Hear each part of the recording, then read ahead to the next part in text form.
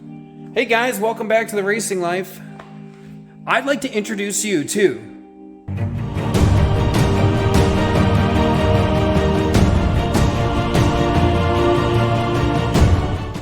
the red car. So the red car is a 1989 Chrysler Conquest.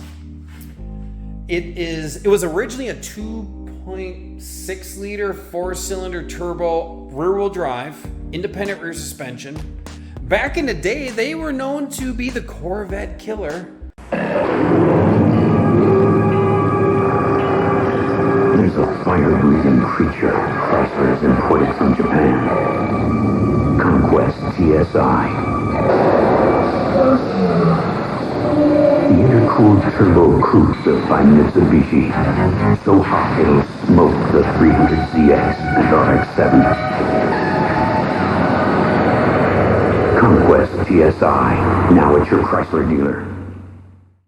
Which, trust me, that ain't killing anything with the 2.6 in it. But anyways, that's what their whole gimmick was back in the day. You can look that up on here. It's kind of fun. I got a buddy that's got an 84 Corvette, and we just kind of like joked about it every once in a while. So this car's been through quite a bit in the last 10 years or so. I actually am going to try and figure out how long I've owned this thing, but it's been a while. So I bought it with the whole intentions of basically driving it, and then I decided I was going to sell it. Car didn't sell. Ultimately, the engine gave out, the oil pump went out, and I had to just make a decision. I do like the body lines of the car, and I do like the car. It's really not my style of car, but I do like it. One main reason why I like the car is because it is a little bit unique. Not everybody's seen one, nor has everybody, not everybody knows what a Chrysler Conquest even is, let alone a Mitsubishi Starion. So I do get a lot of questions in that. So if I'll park in a car show, I'll get a lot of traffic just because people are wondering what the heck it is. So that's kind of fun. And when I'm out, and it's got aggressive lines, it is a wide body car. So when I'm out and about cruising around, I always get somebody coming up to me and just saying, hey, cool car, man. I always say thanks, I do appreciate it. So all in all, it's not bad.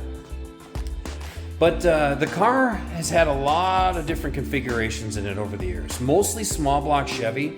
So the 350 Chev, just naturally aspirated. At that point, I had built my own headers. I had, basically had to do all the fabrication work on the car. Learned a ton. Learned that I should have probably bought a Mustang. That's the reality of it.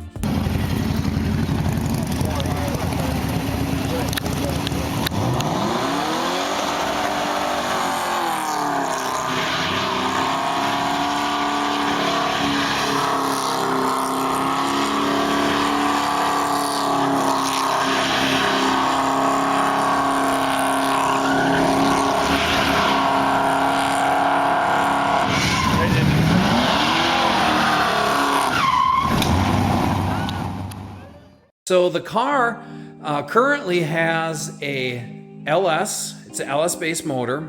It is a 2000. It's a Gen 4. It's got I think it's the 246 or 248 heads. It's like 9.5 to 1 compression or something like that. It has a turbo hydromatic, turbo 400, 5,000 RPM stall. Say what?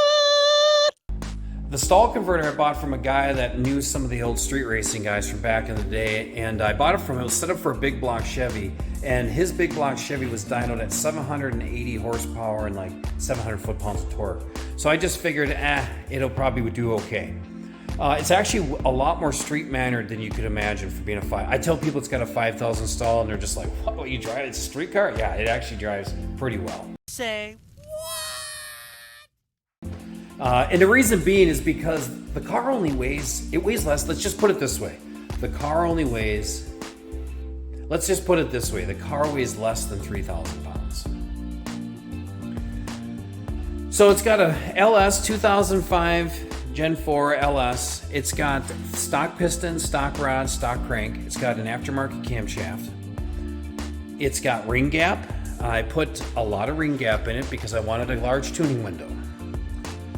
So I used Terminator X. It's my first time using fuel injection. I was always blow through or carbureted, or blow through carbureted, I should say. It's got a Ford 9-inch rear end, 390 rear end gears, The rear end, transmission, motor, and drive shaft are all built by me. So I'm kind of like out of the box just because, I got a gaggle of kids in there, and I just got to find ways to do this stuff without spending top dollar or spending money on having someone else do it.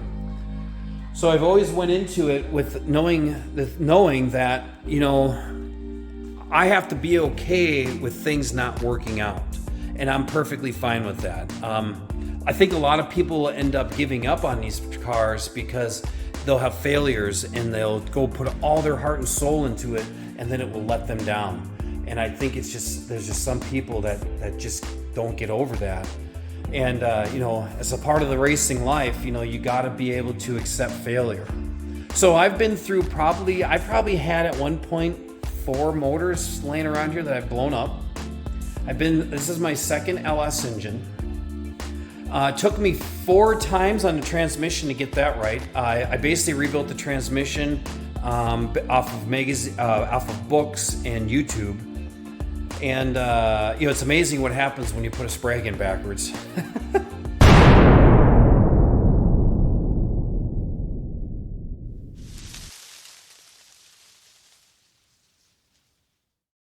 So, anyways, the transmission's got really good clutches. It's got the upgraded Spragues in it, or Sprague, and there's some other stuff done to it too. I don't even remember. It's been 3 years.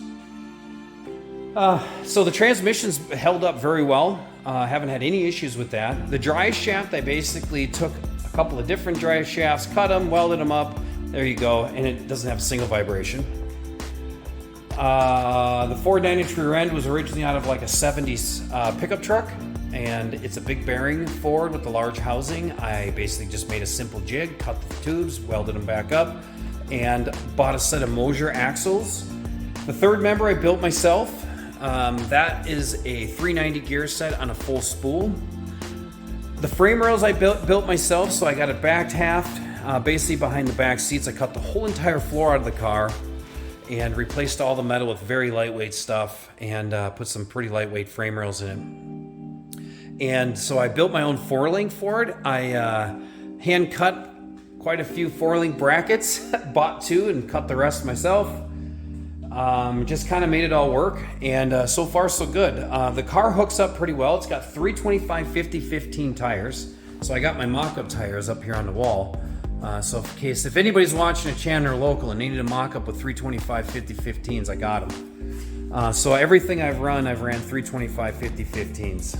I think it's the ideal tire, just because I've had good luck with them. My wife's car, the '79 Camaro, also had 325/50/15s, and that thing hooked. So the car hooks up well, it does well. It's set up at about 14 pounds of boost right now. 14 pounds for me is kind of the ideal street car number. And I think for a street car, that's ideal. The horsepower you're putting down, be able to hook up on the road, it isn't going to take much more than that. And spinning ain't winning, let's just say. The car was set up to go stoplight to stoplight. That's kind of how I had this thing set up. And but at the same time, it actually cruises pretty good. Like for me to get anywhere, I can cruise 60 miles an hour. I'm running about 2,900 RPMs, and it actually works pretty well. I have no complaints. You just kind of got to go in it knowing it's going to take you a little longer to get to where you're going. So the whole goal here with the car, I got 2 goals. 2 goals with the car this summer. Goal number 1, make it to Street Machine Nationals. So Jen and I are going to be at the Street Machine Nationals. That's this upcoming weekend. Amazing hot rods, muscle cars, and street machines are coming to the Continental Tire Street Machine Nationals at the Minnesota State Fairgrounds, July 21st through 23rd. Save money by registering a vehicle or purchasing discount tickets in advance online at streetmachinenationals.net. We're going to be there in the red car, hopefully, as long as the red car will allow us to go, because it's fighting us right now. It's fighting us. So, but we're going to be there no matter what. We're either going to be in Maniac in March, which will soon be Maniac March, or we're going to be there in the red car. So,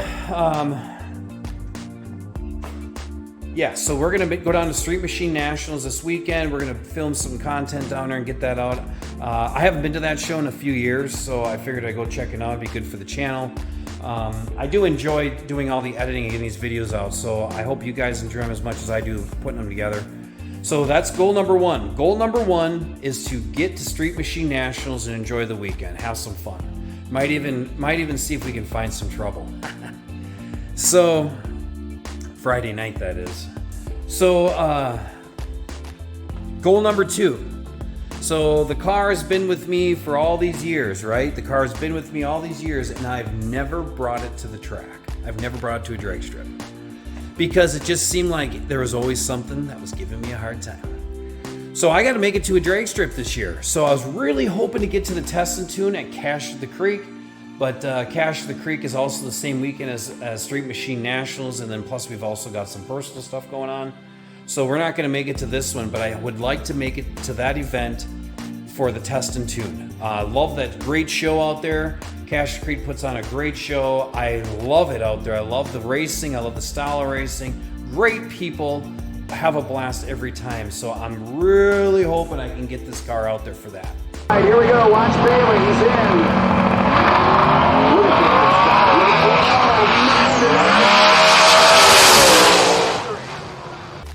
Otherwise, I got to figure out something else. I do want to run an 8th mile. Just because the 8th mile, I don't have to have as many safety. Because you're not going as fast, so I'm hoping I don't have to.